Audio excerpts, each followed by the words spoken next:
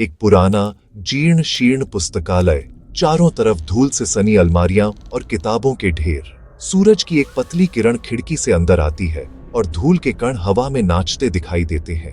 बीच में एक मेज पर एक खुली किताब रखी है।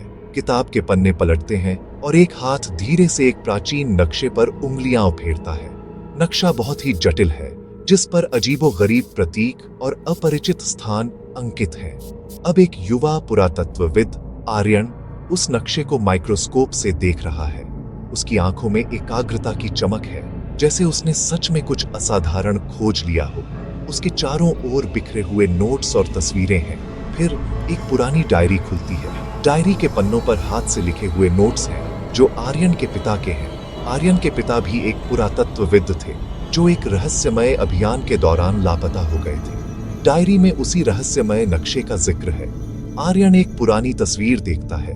इसमें उसके पिता एक टीम के साथ एक प्राचीन खंडहर के सामने खड़े हैं और सभी के चेहरों पर उत्साह है।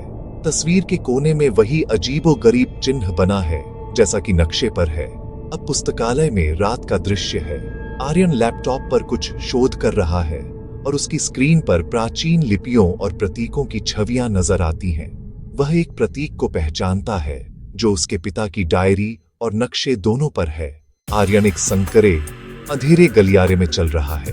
उसके हाथ में एक टॉर्च है, जिसकी रोशनी दीवारों पर नाचती है। दीवारें नम और काई से ढकी हुई हैं और यह किसी प्राचीन भूल भुलैया का प्रवेश द्वार प्रतीत होता है। वह एक बड़े गोलाकार कक्ष में पहुंचता है।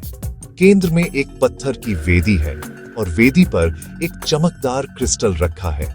उस क्रिस्टल से हल्की नीली रोशनी निकल रही है, जो पूरे कक्ष को एक अलौकिक चमक देती है। आर्यन क्रिस्टल के करीब आता है। जैसे ही वह उसे छूने वाला होता है, क्रिस्टल से एक शक्तिशाली ऊर्जा निकलती है, जिससे आर्यन थोड़ा पीछे हट जाता है। दीवारों पर बने प्राचीन चित्र चमकने लगते हैं, जैसे वे सचमुच जीवंत हो उठे हों।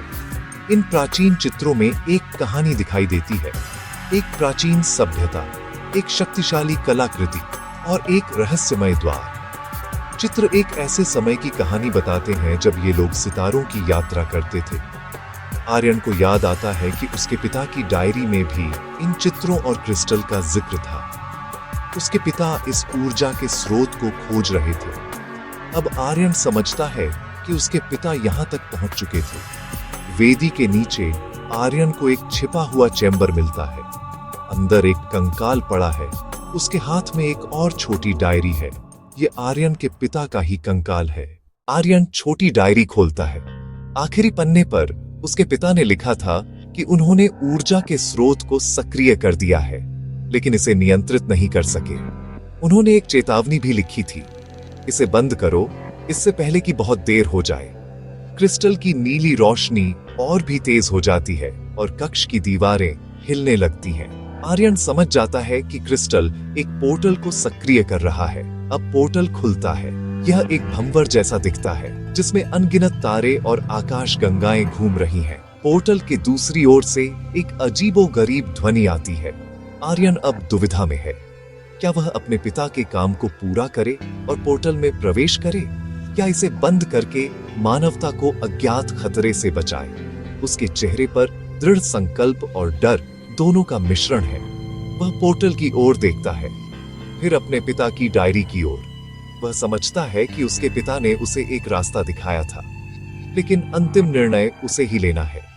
वह क्रिस्टल की ओर हाथ बढ़ाता है।